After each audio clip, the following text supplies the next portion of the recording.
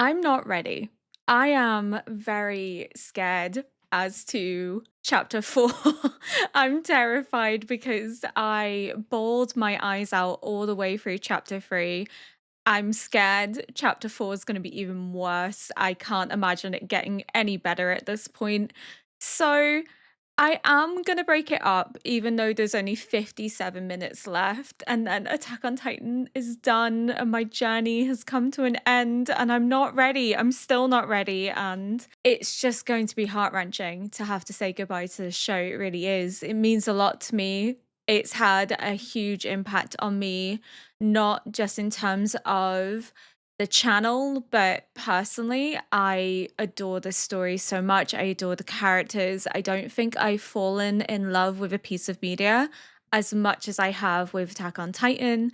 So much so that I actually am getting an Attack on Titan tattoo at the end of August. So I'm really excited to be able to share all that with you. But yes, I am going to be getting the ODM sword tattooed on my leg, along with the bellflowers that we see in Eren and Mikasa's scenes. And we're also going to get Dedicate Your Heart tattooed alongside that as well. So I'm really excited. And I may also get an Armin tattoo at some point because he is my little sweet baby and I've loved him since series one. So it is very tempting to add Armin to a permanent collection to my body, and people may think it's silly, but hey, I've Pokemon tattooed on me, so it really makes no difference. So yeah, I can't wait to show that all with you. But I am still going to break this up for the sole fact that I think I'm going to cry a lot in chapter 4 and then be in comprehensible for chapter 5 and the outro. So, yeah, it's going to get broken up into two parts just so I can do an outro without bawling my eyes out. Even though I'm still probably going to bawl my eyes out in chapter 5, but I just want to be able to do a outro that is befitting this journey, and I'm going to try my best to sum up as much as I can. But again, if there are any questions that you want to ask me in relation to Attack on Titan, please do feel free to let me know here on Patreon, but also on YouTube as well. Please do let me know, because then I can do a Q&A video about my Attack on Titan journey, and I'll be able to answer these questions that you might have in relation to the show.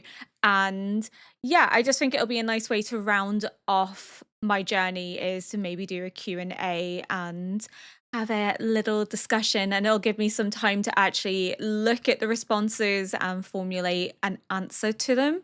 But I hope I don't do a disservice in my chapter 5 outro. I mean, if I do watch chapter 5 as well as chapter 4, I may then just film the outro tomorrow, because I think I'm not going to be in the headspace to do it today.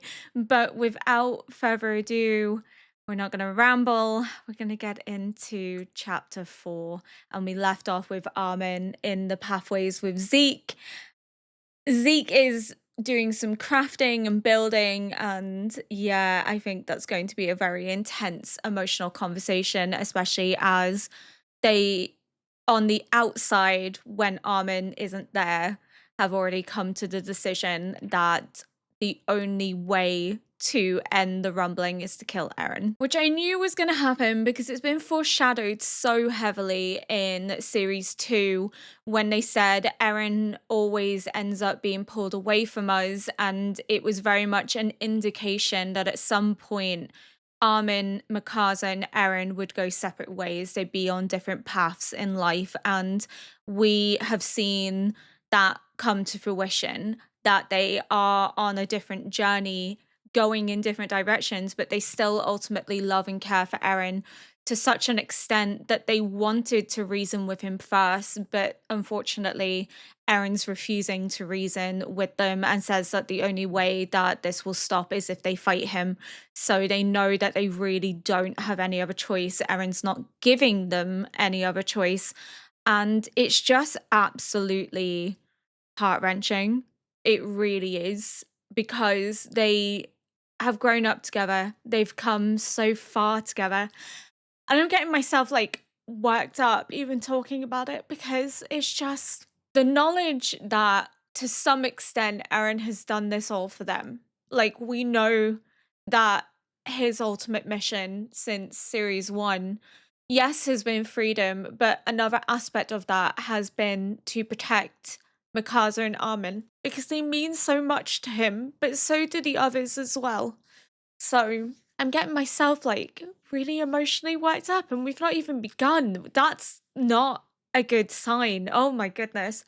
But yeah, it's Eren's death's been heavily foreshadowed in Lost Girls Part 3 as well, where Mikasa enters into an alternate universe and it says that everything can be changed bar Eren's death. Eren's always destined to die, meaning it's always fated that Eren would meet his end someday.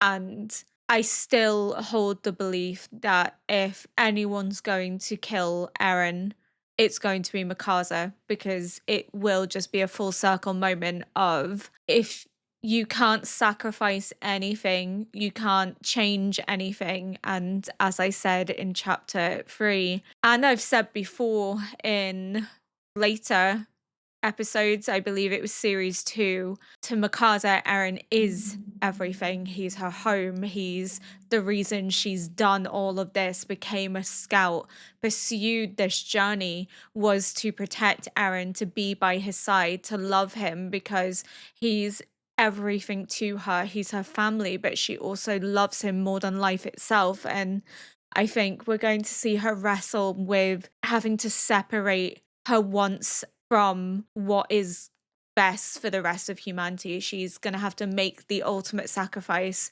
of Eren to save the world, and it's just going to be heart-wrenching. I just have a feeling that's the way that the story is going to go because it's been heavily foreshadowed, her breaking away from him, breaking that connection and establishing her own identity outside of her relationship with Eren, and then coupled with the OVA, and then Eren being taken away in series 2 and Armin and Mikasa saying, why does Eren always get taken away from us? It's just, again, foreshadowed Eren's departure from them, going a different direction, and the eventual opposition that Armin has to Eren's designs, that Armin is opposed to what Eren is doing, which I called back in like series 2 and also called in series 3 as well.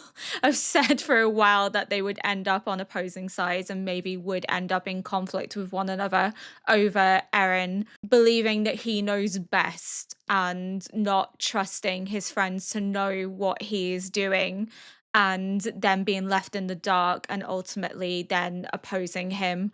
And then also Mikasa not being able to change the fact that Eren is destined to die. That is what's going to happen. And I think part of Eren's defiance and part of his journey of being an anti-hero is allowing his friends to put an end to him so that he can sacrifice himself and establish some aspect of peace, because I still don't think peace is going to be truly established. It's just not going to happen because we've already had too many hints that violence is something that is going to be continuous. It's always going to be there. There's always going to be a reason, always going to be a justification. If it's not the Titans, then it'll be something else. There's always going to be conflict essentially amongst them. So I think Eren's attempt to defy his fate that he knew from his future self is to sacrifice himself and allow his friends to be seen as heroes in order to establish some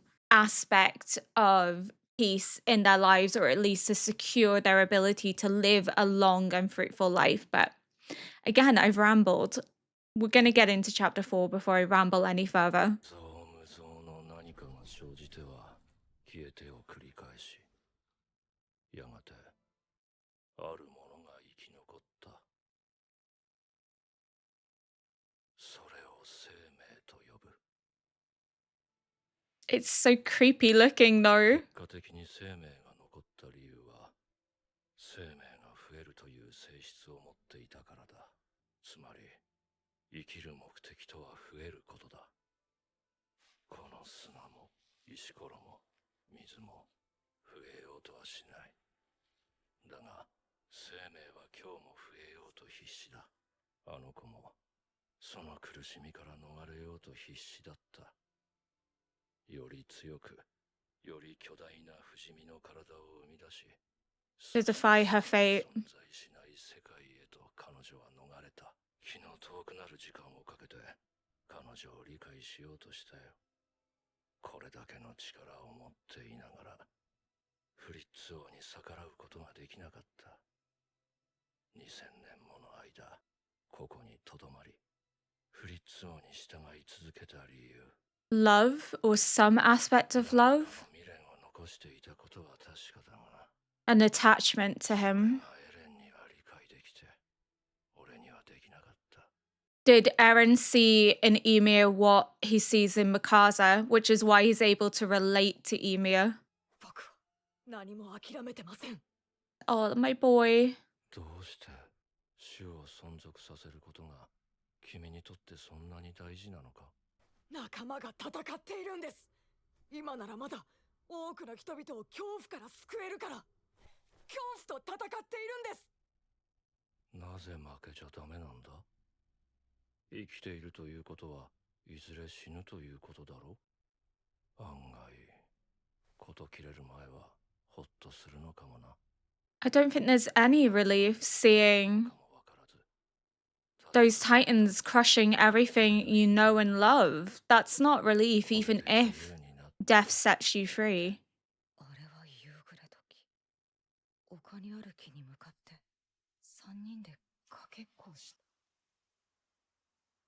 言い出しっぺのエレンがいきなり駆け出して、ミカサはあえてエレンの後ろを走った。やっぱり僕がドベで。でもその日は風がぬるくて、ただ走ってるだけで気持ちよかった。その時僕はなぜかこう思った。 I'm getting worked up seeing them as kids こ again. こで So 3人でかけっ stupid. こをするために生まれてきたんじゃないか。雨の日、家の中で本を読んでいる時も、リスが僕のあげた木の実を食べた時も、みんなで市場を歩いた時も、この何でもない一瞬がすごく大切な気がして。それはこれは砂に埋まってました。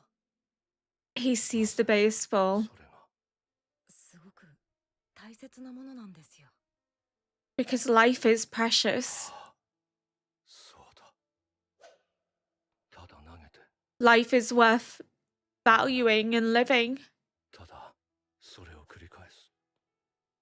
The small moments are what makes life worth it, 何の意味もない。 worth protecting, worth sacrificing yourself for. 俺はずっとキャッチボールをしているだけでよかったよ。 Life is more than just procreation. It's about connection, love, sacrifice, loss, mourning. Amy is in the background.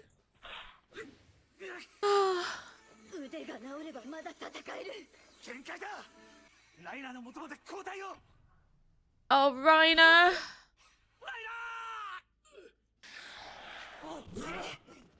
Annie.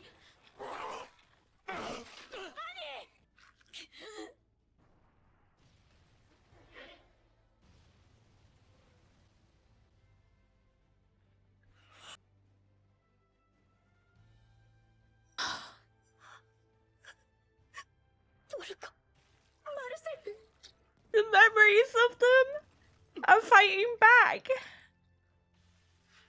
ユニュ Defying Aaron. ベルトルトが。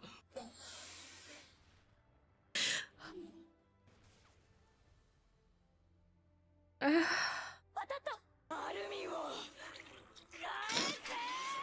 Even in death, they're there to protect their comrades and the people they love most.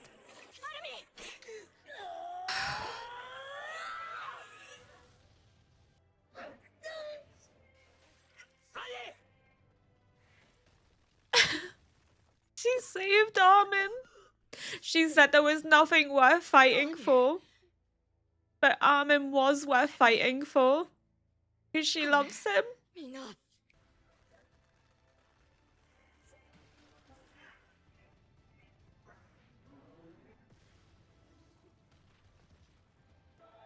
こと？巨人が助けてくれてるの？そのようだ。 Even Grisha's Titan form is fighting back. 俺に会いたかったんだろ、リヴァイ。俺は会いたくなかったけどな。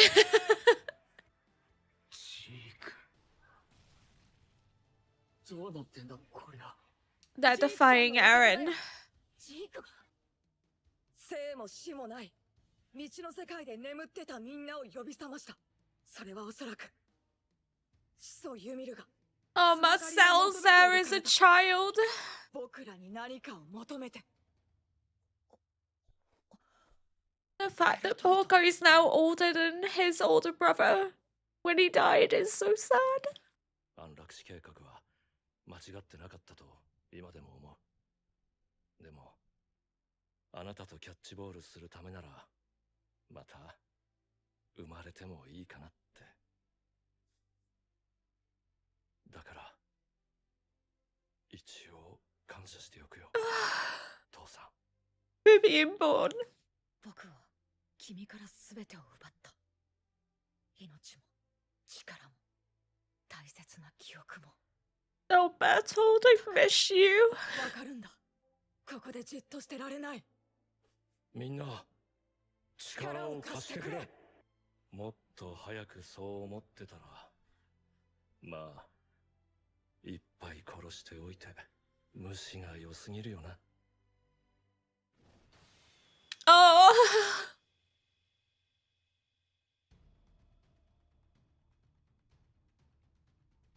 We knew it was gonna happen eventually because Levi made a promise, but it's still sad that Zeke, in his final moments, had his redemption arc, but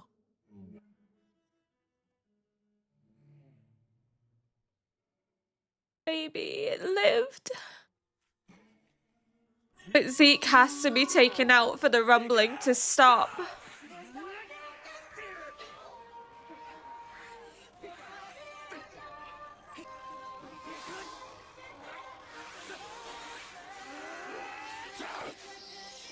It's this OST that gets me every time. 死に急げクソバカ野郎が。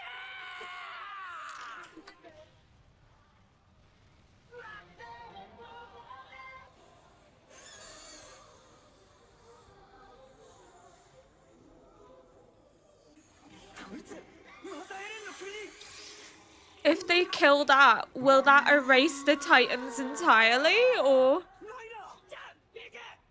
鎧の巨人ならきっと超大型の爆発に。 What if he can't? 何よりこの木を逃すことはライナーの覚悟を不意にするも同じ。ありがとう。みんなの力がなければ地ならしは止められなかった。さよならエレン。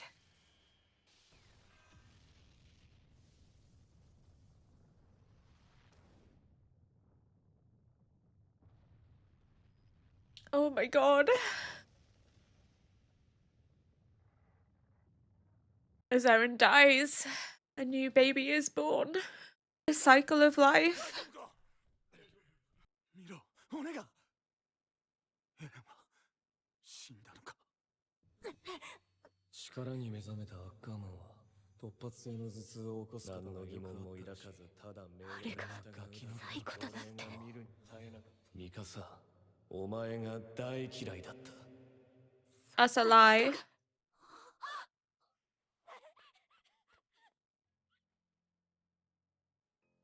後悔がねえわけじゃねえ。でも俺たち間違ってなかったよな。地ならしを止めたし。どうして収容区からここまで。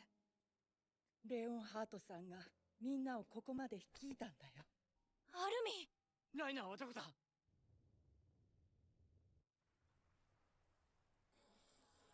Oh, he's still alive. That's okay.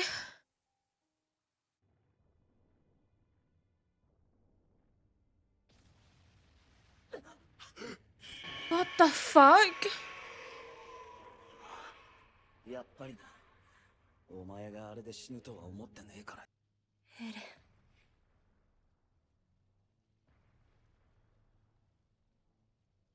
He's not dead. まずい。光るやつとエレンが接触したら、また血鳴らしが始まるかも。奴を仕留めるまでこの悪夢は終わらねえ。父さん、最後の仕事が残 Oh ってる。 no. 兄さんの分まで俺やり遂げるよ。 Are they gonna get reunited with their families only to die in the process of taking Aaron down? Please, no. 力を合わせてここを乗り越えよう。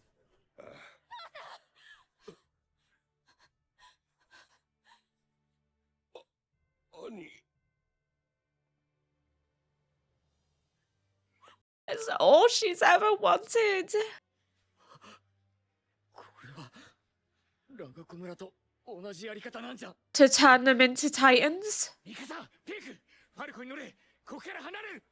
そんなのあんまりだよ。早くしろ。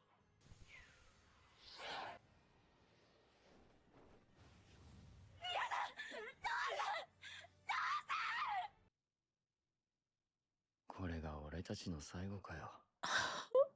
まあな。後のことは仲間に託す。それが調査兵団の最後ってやつだからな。覚えてるか、ちゃん。 Oh, 死 my 体を焼い babies. た夜のこと。もまったくお前のせいなんだぞ。俺たちが人類を救う羽目になったのは。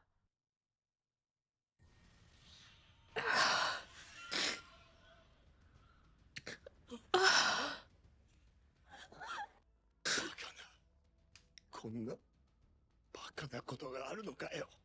This is so cruel. It's so cruel to do that.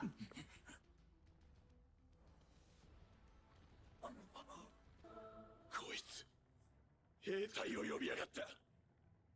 ふざけやがれ。ここは絶対に通さね本当に地獄が好きなんだな、エレン。付き合ってやるよ。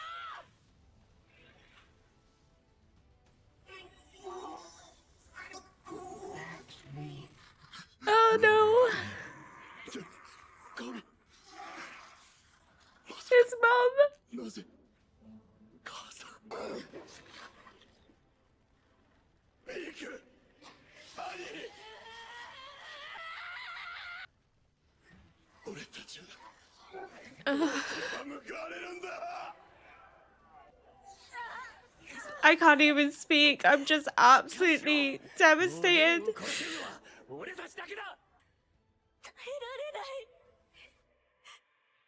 帰りたい。私たちの家に帰りたい。ミカサ、起きろよ。うん。風邪ひくぞ。私いつの間に寝てたんだろ Is this like her OVA よっ where ぽど疲 it's れてたんだろう。 like an alternative う。何か長い universe? Aaron said 今 that. 日はもう何 The もしねえ series 1, で episode ゆっく 1. りしてよぜ。 Aaron has Armin's haircut. It looks really good.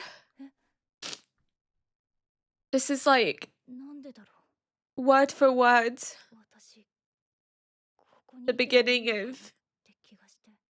the series. 俺たちが全てを放り出してここまで逃げてきたあの日から、俺にはヒストリアを地獄に落として永遠の殺し合いをすることも、島の外の人間を大虐殺することもできなかった。それならもうあと4年の余生を静かに生きよう。誰もいないところで2人だけで。 This is what そう言って Mikasa くれたのは wanted. ミカサ、お前じゃないか。 If she had said something different to him. But I don't think that would have changed anything ごめ regardless. んね。 I think this is 話 just はしない約束 an idealistic hope of what could have been. もう一つの約束していいか。俺が死んだらここのマフラーは捨ててくれ。お前はこの先も長生きするんだから。俺のことは忘れて頼むよ、ミクサ。忘れてくれ。 He's trying to break that sentimental attachment between them.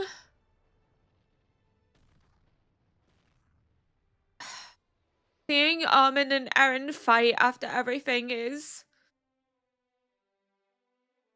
so difficult. ごめん。できない。エレンは口の中にいる。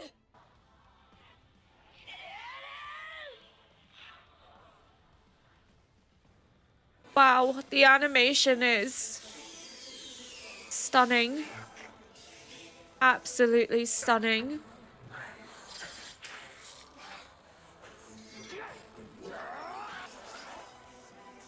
Oh my god.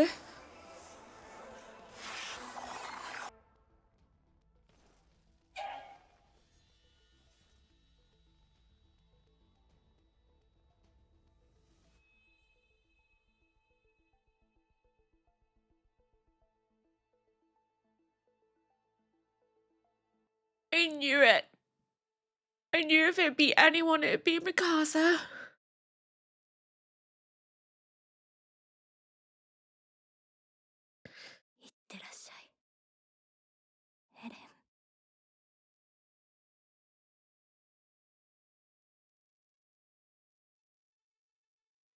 Oh, that's just so mean. It's just so mean to do that after he's dead.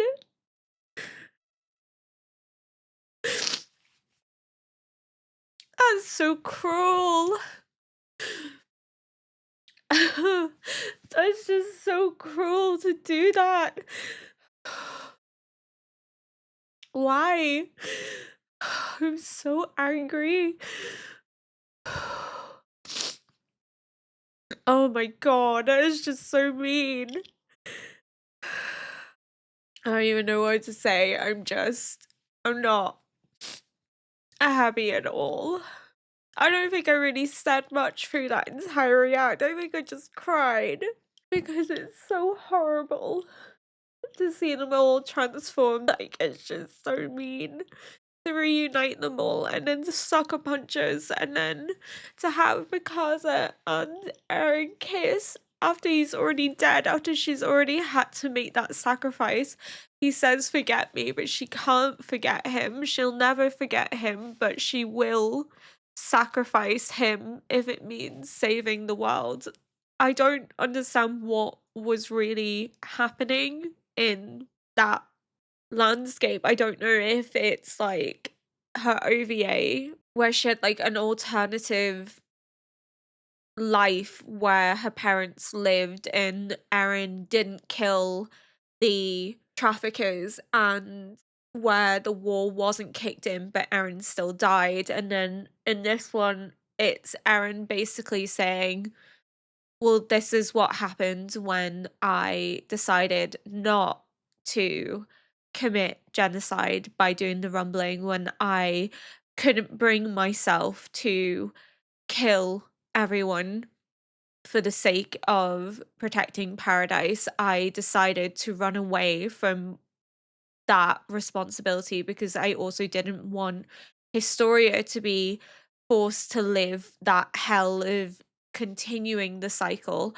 Mikasa's happy. It's almost like because she said, if I had said something different in episode 28, she was questioning whether if she had said that he was more than family, would things have been different? Would he have not done the rumbling? And I guess maybe this is her hope that if she had said something different, things could have changed.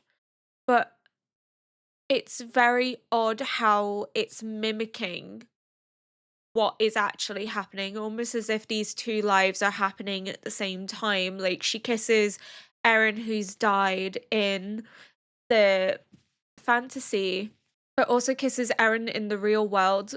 And that's happening at the same time. So it's either a fantasy or it's something that is happening at the same time, like an alternative life, an alternative of what could have been. I'm not entirely sure. I think it'll maybe be explained as to what that was because we only really got a glimpse of it and it just reminded me of Mikasa's OVA where she has that alternative life and she lives that and then is brought back into reality because she couldn't allow herself to live that fantasy. And it's almost like the same situation. She lives out this life with Eren, his final 4 years with him. But at the end of that, she knows that regardless, Eren's going to die. Whether in this life or the next, Eren is always destined to die. So she has to let go of him both in this idealistic ideal life where they live out the final 4 years together in peace and harmony without committing the atrocities of the rumbling on the rest of the world, which allows her to kind of come to terms with Eren's death and what needs to be done in the real world, in the actual dynamic that's happening now, where she has to be the one to put an end to him. She has to be the one to sacrifice her everything to change the world. I called that way back months ago that if anyone was going to kill Eren, it would be Mikasa because of that sentimental attachment to him and that loyalty to him. But yeah, it's just that dreamscape. I'm not sure if it's an alternative life that's happening simultaneously to the life that they're currently living, or whether it's just a fantasy that she had similar to the fantasies that she had in her OVA, or if it is an actual life that could have been if things had been different, if she had told him something different to that he was just family. Don't know. Or maybe it's her way of making peace with what needs to be done, that Eren will die and she will have to let him go, that she will have to come to terms with the loss of him, and that she will have to go on and live her life without him because that's always going to be something that she has known will happen but has never really embraced it until now. Whereas that dreamscape world allows her to at least have moments with the Eren that she knows him to be, the true Eren, the Eren that she loves and admires and has always sought to protect and stand by.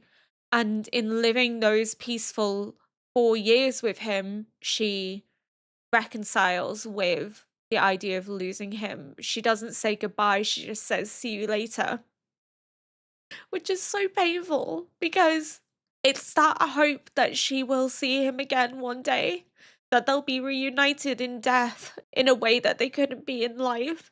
And it's just so poetic and so beautiful because she will never forget him. She will never accept the loss of him, but she is still willing to put the needs of humanity above her wants and desires. I'm just not okay. I'm not okay. I am absolutely heartbroken. But one of my biggest questions is that long centipede thing. I know it has an actual name and that, like, people have told me it's prehistoric, but I can't remember it for the life of me. So that can summon and create titans. My question is, will the destruction of that put a stop to the cycle? Will it remove the ability to create more titans? Will it prevent anyone else having to go through this? Because if that's the source of the Titans in general, if that is what has made them become subjects of Ymir, then surely the destruction of it will then grant renewal to everyone that has been transformed, that they'll be able to be turned back. And if so, that means Connie could get his mum back and Connie and Jean could come back, because the idea of them being titans and not living a long and happy life as Eren promised is just absolutely devastating. I can't wrestle with that idea. I don't want to accept that. Maybe that's naive of me, but I'm hoping then that the killing of the originator of the Titans, if they get rid of it, somehow that will end the cycle. It will break the connection. And again, that would give Aaron's death meaning because he's the one that revealed it and revealed its true power. And therefore, in erasing it, Aaron's final act would be preventing the cycle of Titans from repeating and preventing further trauma to the next generations, at least in terms of them becoming Titans or having to be subjected to these abilities and knowing that their life is going to be shortened because of it. It would be the greatest way to end Aaron's story as an anti-hero is if his death broke the cycle of Titans once and for all. I think I'm maybe being a bit idealistic. I don't know why I'm crying as if like someone's died, but I guess like it kind of feels like that because it's been 10 months of watching this show, falling in love with these characters and seeing Armin having to fight Aaron, his childhood friend, the person that he loves and admires and has always valued and who protected him when no one else stood up for him, and now he's having to stand against him is just heart-wrenching, absolutely heart-wrenching. And the whole Zeke realizing that life is more than just procreation, that life has a purpose.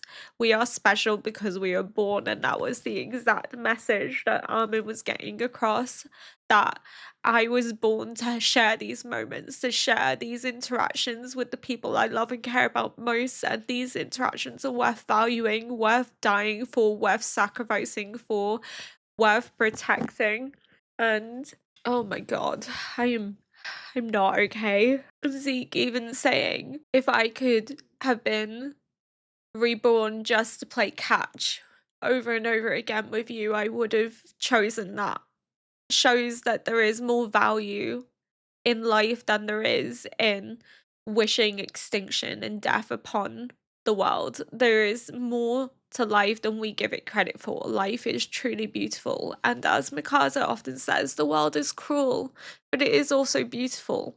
It is beautiful because there is so much that connects us as people and so much beauty to what we see and interact with that you can't help but be grateful for your life and grateful for the opportunities that you get to experience and see. And that's what Armin's essentially driving home, is that these small minute interactions may seem like nothing, may seem pointless, but to him they were everything.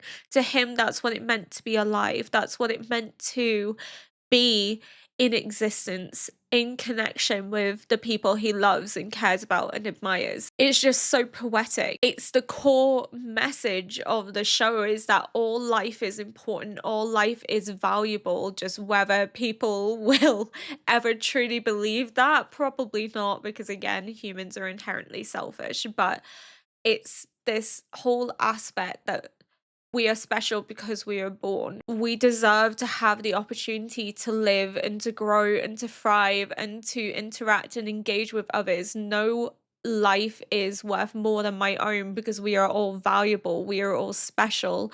And that's what they're trying to establish here, is that we should be cherishing life rather than seeking the destruction of it. And humanity banding together to save that baby in the last chapter was the very message of what it means to work together. It didn't matter if the baby was an Aldean or a subject of Emir, or whether it was a Malian, or whether it was another race of people that they dislike. It was a life that was worth protecting, worth sacrificing themselves, worth dying for, because it was in that moment the very meaning of what it is to be alive. It is the very image of we are special because we are born. That's what they were willing to die for, willing to sacrifice themselves for. It was a way of connecting with each other in this moment of valuing this innocent life, this innocent baby that didn't live long enough to have deserved what was about to happen to it, and they recognized that, and they were willing to do everything they could to protect it, and they banded together as humanity should. And this is the point. Every life is valuable, every life is special. And I don't want to hear any of that, but what if it's a murderer or whatever? Again, it's not a black or white issue, but you could still argue that life is valuable enough, hence why people are against the death penalty. We'll not get into that here, but again, people are against the death penalty because they don't believe that it's justified to take away someone's life despite how heinous the crime is. Regardless, the show is emphasizing that all life is precious, all life is valuable, and that we need to find connection and harmony and beauty within our lives and to share that with others rather than seeking ways to destroy those that we believe are different or have different values to ourselves. We should be seeking conversations and connections with those that we see as different because that's the only way that we learn and grow as people.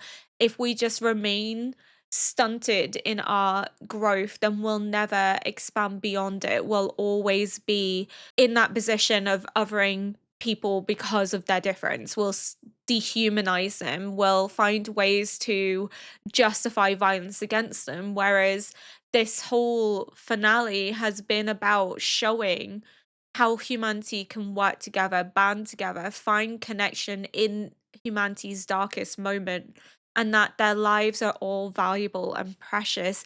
And Aaron's ultimate sacrifice, I'm hoping, is then to break the cycle, to allow the world to at least live in peace away from the tyranny of Titans, to end that cycle, and also to grant Armin and the rest of his friends the opportunity to live a long and happy life whilst not being condemned to be these Titan forms, you know?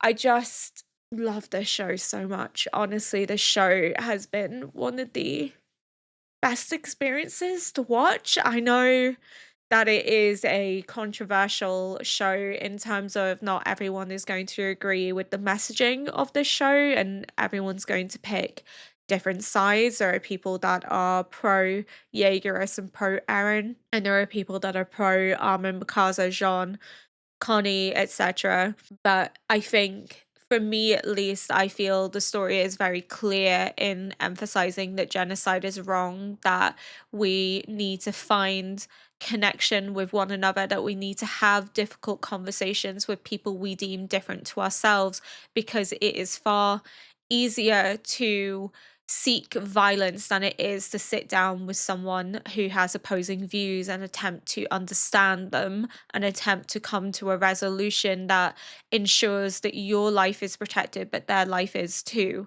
because all life is precious, all life is special, and we need to stop looking at it as if our lives are better than the lives of other people, because it's not true. It's not the case.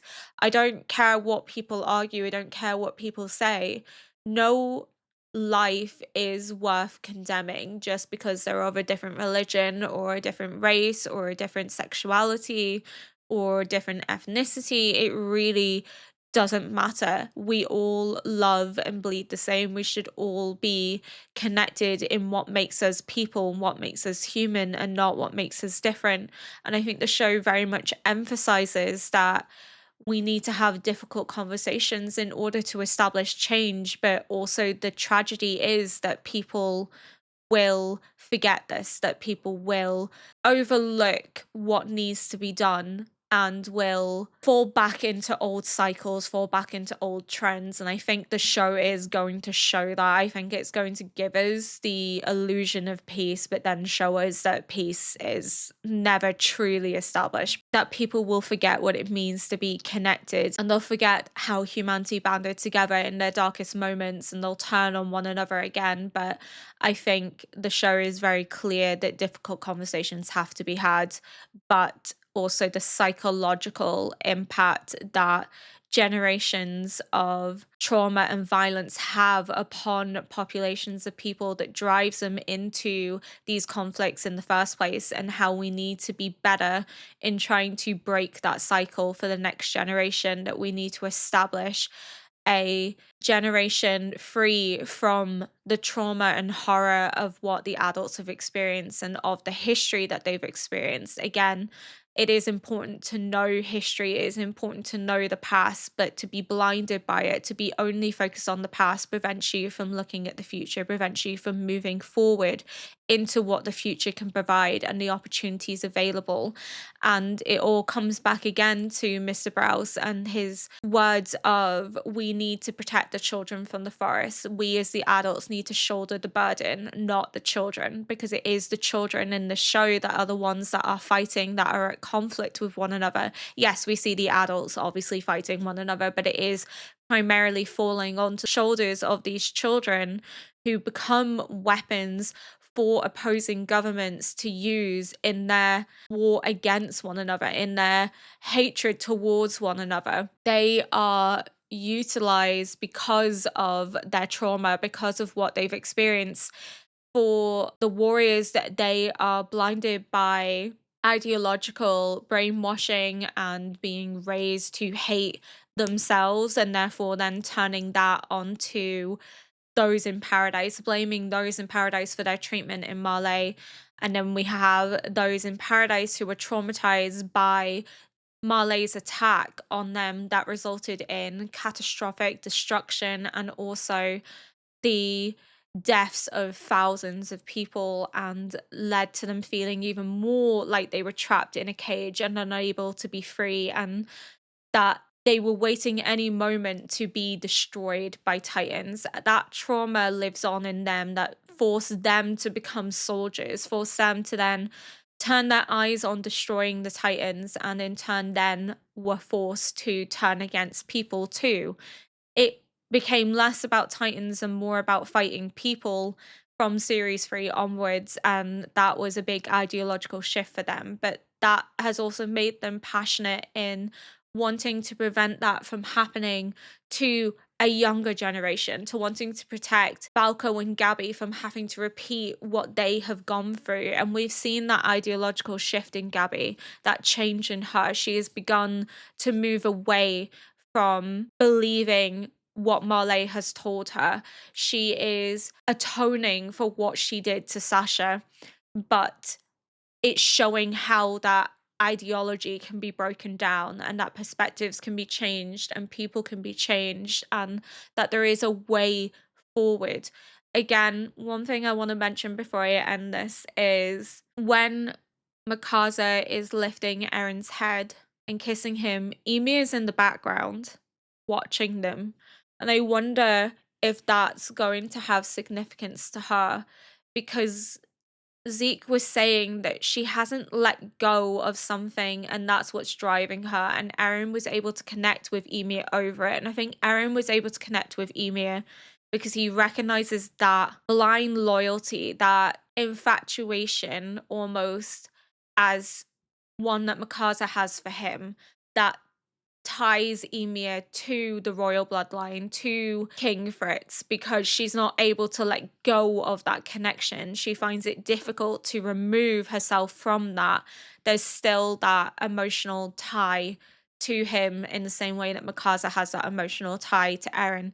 But Mikasa broke that emotional tie to kill Eren and put a stop to the rumbling to save the world. And I'm wondering then, if Emir sees that, is she able to then recognize in herself that she needs to break her own tie to the royal bloodline and to King Fritz and move away from that, and to be at peace, to let go of the resentment and hatred that she's harbored for all these years, to let go of that emotional tie to him, and I guess in the sense that love to him, and finally be at peace, because she's never known peace. She's been stuck here in this in between where there's neither life nor death for 2,000 years, blindly loyal.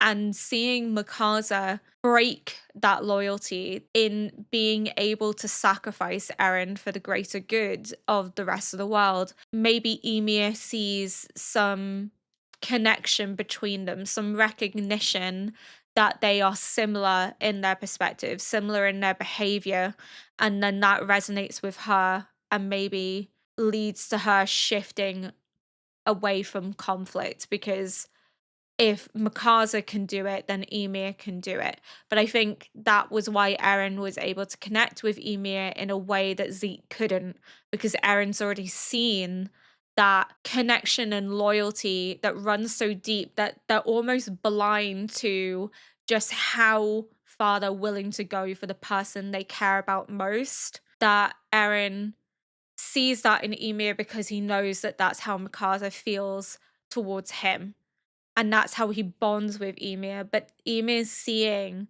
Mikasa break that connection to Eren may then resonate in turn with her. It's just very interesting that she's in the background watching this happen, because she wasn't there initially, but she is at the end. So I think there has to be some symbolic recognition. And then as Eren dies, well, not dies, I thought he had died, but he hadn't died. He actually came back.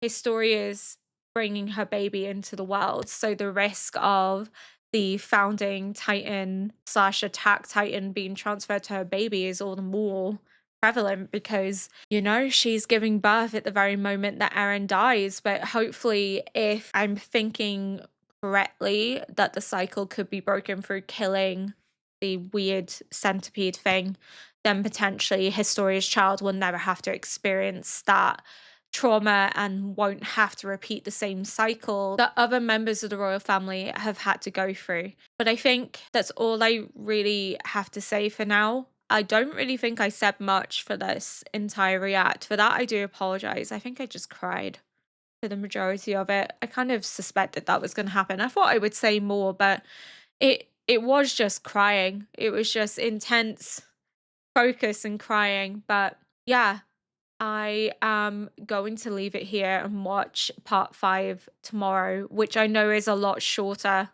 than the other chapters, which is fine. I just mentally I'm not ready to watch part 5 without crying even more. So I want to try and at least get it together before I watch part 5. Yeah.